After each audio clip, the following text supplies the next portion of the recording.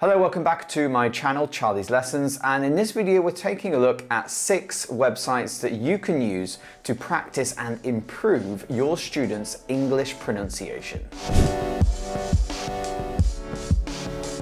In the English language classroom, pronunciation is often overlooked by English language teachers and coursebooks. So this is why I wanted to make this video. The second thing I'd like to mention before we continue with this video is that on some of these websites you may see or hear expressions such as sound like a native speaker or speak like a native.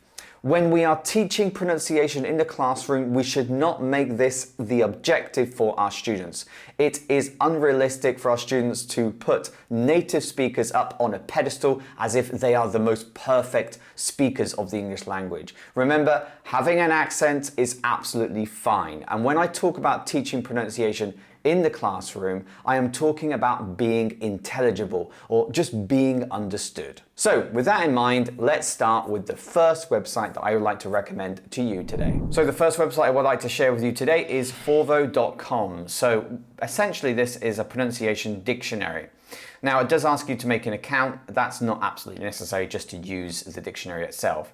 So just immediately we can see that we can choose a word and we can choose what kind of pronunciation we'd like to practice. So in this case, I'm just going to be choosing English.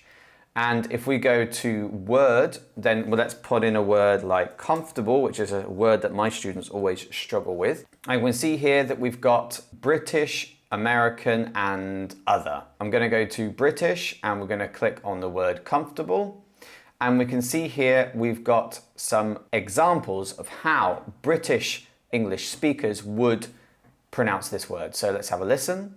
Comfortable, comfortable, comfortable, comfortable. Okay, so just by repetition or listening to different sounds, we can get a good idea about how a British person would pronounce this word. And if we go to American pronunciation, then we can listen to some examples here. One of the things I really like is that when you initially search for the word, you get all these example sentences, so you can see the word in context. So let's have a listen to some of these sentences. I'm comfortable in any social situation. I feel more comfortable speaking English. And what you can do when you see all these words in context, you can also start to notice collocation. So the way this adjective collocates with certain nouns. So you can see some examples here. For example, a comfortable life. And let's have a look at a comfortable armchair. And comfortable clothes. So not only are students getting to see the word in context, but they're also getting a chance to notice how this particular word works with other words. The second website I'd like to include in this video is one that we probably are all familiar with, which is bbclearningenglish.com. So when we get to the pronunciation site, we can see we've got a focus on different sounds. And if we keep going down, we've actually got some really nice podcasts and also videos on how to become a better speaker or better listener. And I think at the end of these courses, you actually get a certificate. Let's look at this one about how to pronounce have to. So what we have basically is a video of Tim looking at have to, and then we also have a transcript of what he's saying. It's 5 or 6 o'clock. I have to get up at 6:30. When we use the verb have in its modal form, another section which I really like is called the sounds of English, and this really takes a deep dive into, in this example, into diphthongs, and it has a 7 or 6 part series which goes into every single sound. So this is something really good to do with your students. You can see I've already completed number 1, but if we continue, we could go through all the different sounds, and this is a really nice introduction for you and your students to, for this example, diphthongs. There's also a series of videos on short vowel sounds and long vowel sounds too, so you can really cover all the main areas of English pronunciation with your students. The third website I'd like to include in this video is called pronuncian.com. This is for students who are looking to imitate or mimic the American English accent, so not the accent you're listening to right now. We're going to start with minimal pairs, and this is a really great resource for teachers to use in the class to get your students identifying the difference between 2 vowel sounds. And let's take a look at the first one, which is practicing the difference between A and E. So in this example, we had fail and feel. And so what we'd ask our students to do is to listen to you or the website producing these 2 different sounds. Eat, eat. And you'd ask your students to tell you which word contained the long E sound. So for example, ate or eat, A or B, or 1 or 2. Let's continue on this website, and now we're going to lessons. So we've got sections that are focused on vowel sounds and also consonant sounds too. We're going to go to the practice of vowel sounds, the A. So go to pronunciation, for example. We get a look at how the mouth should look like when we're producing this sound, and also an example sound. If we go to spelling, we get to see what does this sound look like when it's written. So we've got same, cake, safe, but also rain, paid, faith. This obviously is spelt differently from the first examples. So here we can ask our students to produce the sound either at the beginning of the word, in the middle of the word, or at the end of the word. And finally, podcasts. Now these are short podcasts that look at the different sounds in English. And look, there are now over 220 podcasts, and they're nice and short, between 10 and 12 minutes. So I think this is a really good suggestion to make for your students to use this at home, to listen to, and maybe you can set this as homework and then get your students to comment on what they learned in each individual podcast, and then you can identify the sounds in class. This is not website number 4, but this is useful for teachers who would like to continue practicing minimal pairs with their students. So this is on englishclub.com/pronunciation/minimal pairs. And on this website, we've got sets of minimal pairs that you can practice with your students. So let's go to the first one, which is practicing the difference between sit and seat, so a short and long sound.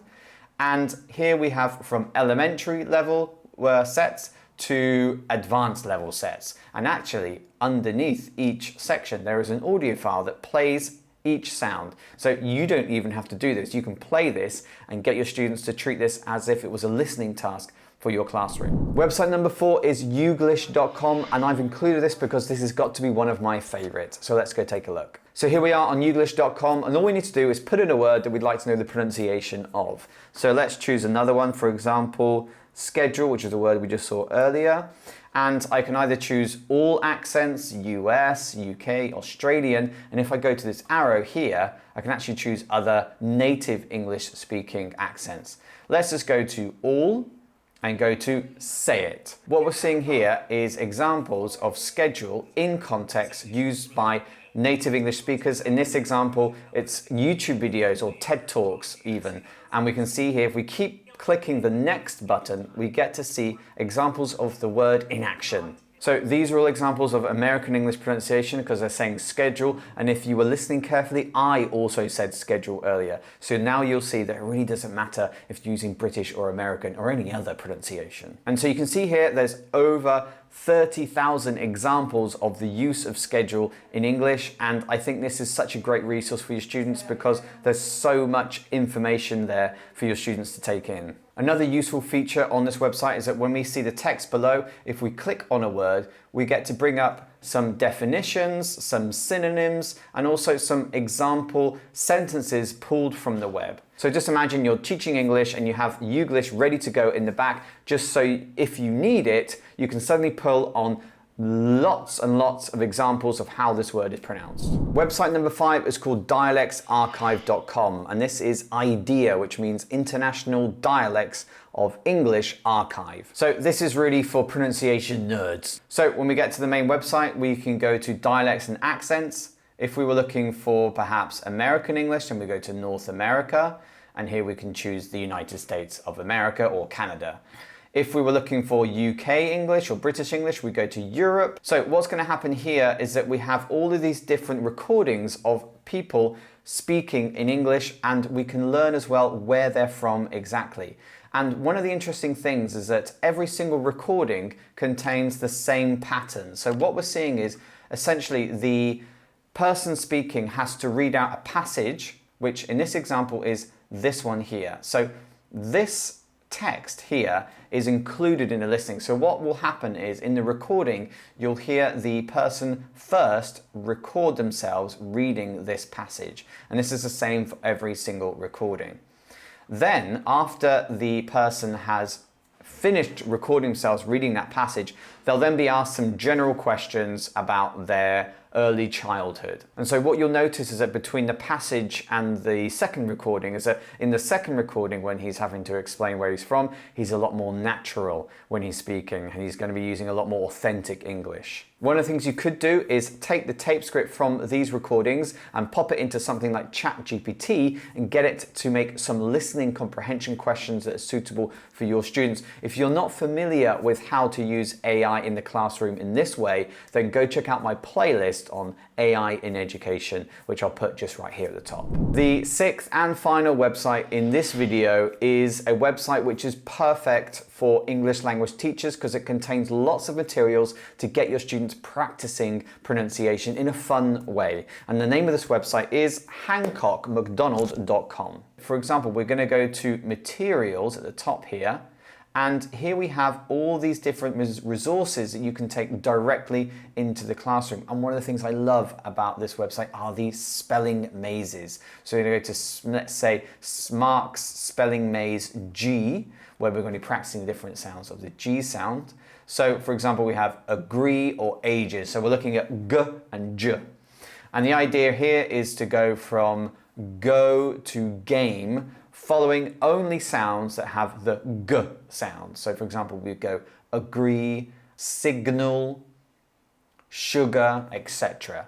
And we can take this, if we go down to the bottom, we can download this as an attachment or as an image file, print this and take it into our classrooms. And as you can see, there's lots of spelling mazes practicing different sounds. And if we keep scrolling down, we can see other resources as well. The biggest recommendation I can give you is to use this one here, which is called the Pronunciation Journey, which is on page 2.